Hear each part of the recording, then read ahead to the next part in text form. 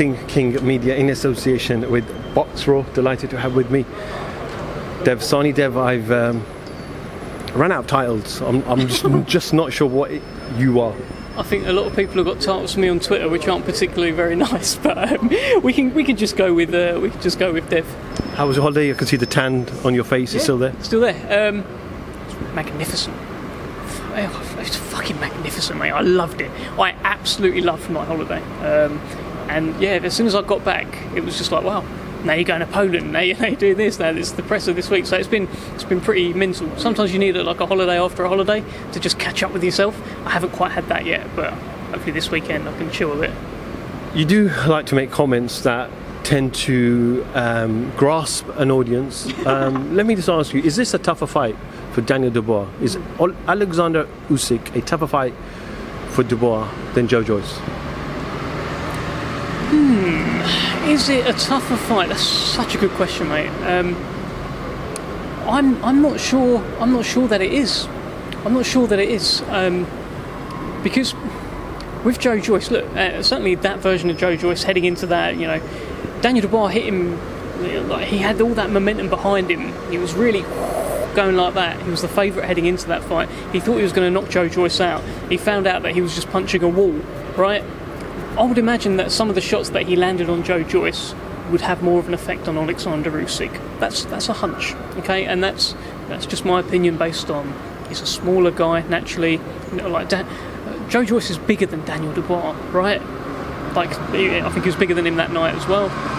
Usyk's just a naturally smaller guy. I mentioned this at the Poland presser the other day.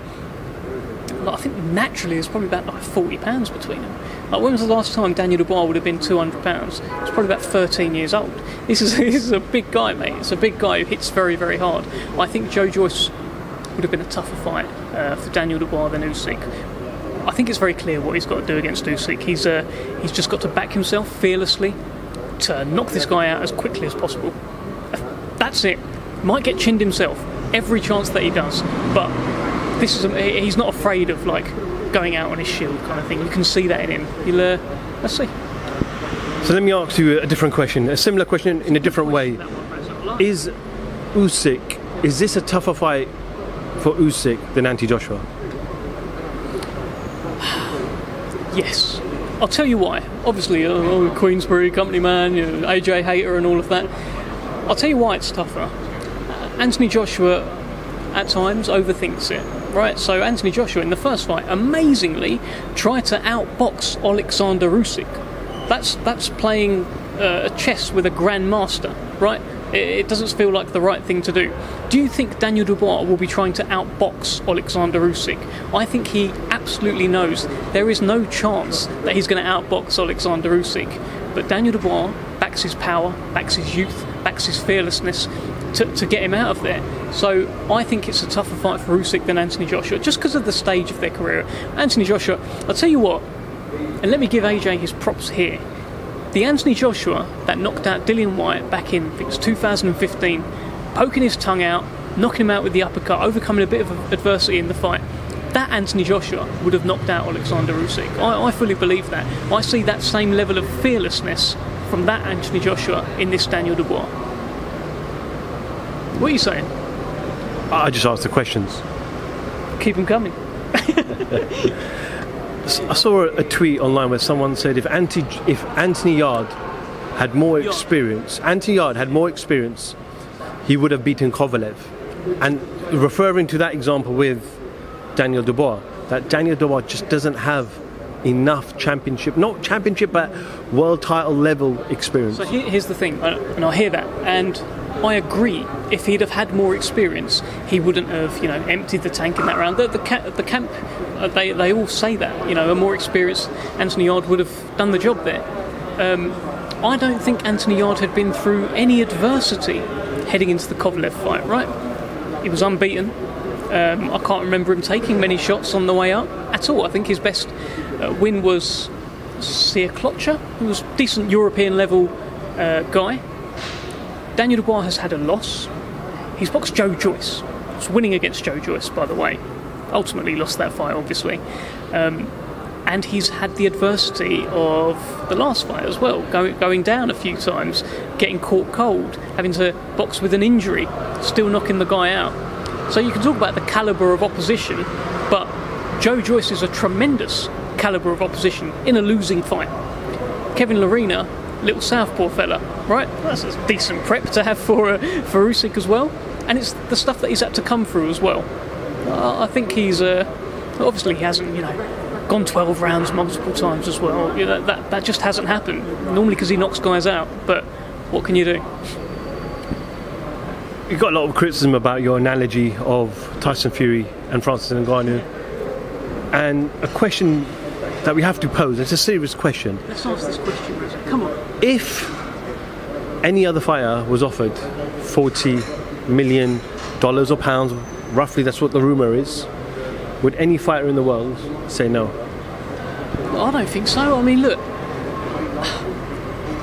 there are interviews out there right now with Eddie Hearn talking about trying to make Anthony Joshua versus Ngannou, talking about what a huge fight it would be, and a mammoth event. And I think he said this was on Ariel Helwani. He talked about how it's the unknown and all of that stuff because it was his guy, so he was hyping it up. The thought of it. So yeah, look, if they were presented with the opportunity of Francis Ngannou against Anthony Joshua for a massive amount of money, much more than what he'd get boxing Dillian Whyte, I'm sure that they would take it. It's Tyson's pipped them to the post, and he's done that because he's a huge star. He's the lineal champion. He is a world champion, and there's a lot for Francis Ngannou to gain by beating Tyson Fury. A lot to gain. So yeah, I'd imagine most fighters would take it. Tyson's getting a lot of stick from the usual crowd, but their favourite fighter would probably do it as well. I'll read you the following quote. It's a load of rubbish. Nobody is interested anymore. They've been talking it for ages about we've got a game changer. It's going to be brilliant, and what a disappointment. Stick to boxing promotion and get a real fight for future. Get a move on with it. Can you guess who? Yeah, I've seen it. I like the things that he said there about fight Joshua, fight Usyk. He's been trying to fight these guys, and it hasn't come off for whatever reason. I've obviously got, I know the reasons. I know it's not Tyson pulling out of these fights. It's not Tyson turning down offers to have these fights. They're just not fighting him. So this is really the third biggest fight out there for him. It might even sort of be joint second. I don't know. It's a huge fight, and he's getting paid very handsomely for it as well. So in terms of get on with it, I'm sure we'll try again to get on with it and get Usyk or Joshua in the ring after this. Big problem is with all of that is that Daniel Dubois might just rock the world, knock Usyk out, and then it's an in-house undisputed fight. I'm sure Frank could get on with that. Eddie Hearn made some comments this week that he was going to approach Queensmead and make an offer for Anthony Yarde to fight Bivol. Are you aware of any offers? Have any offers come in? And if an offer was substantial, would Frank want to allow Anthony Yarde to pursue that world title on the zone?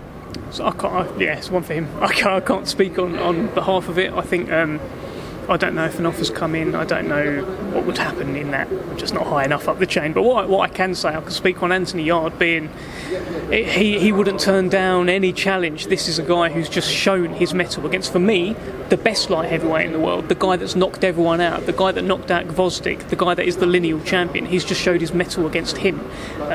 So he's not the sort of guy to shy away from anything. I think Anthony Yarde has proved that.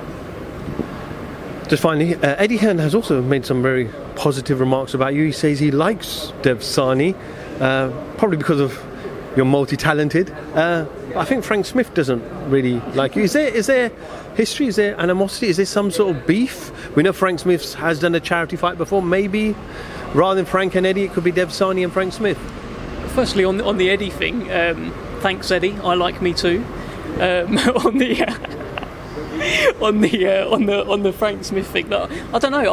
I've seen a couple of clips. It looks like there's beef, but I'm not actually allowed to eat beef in my religion, so he's knocking on the wrong door, mate.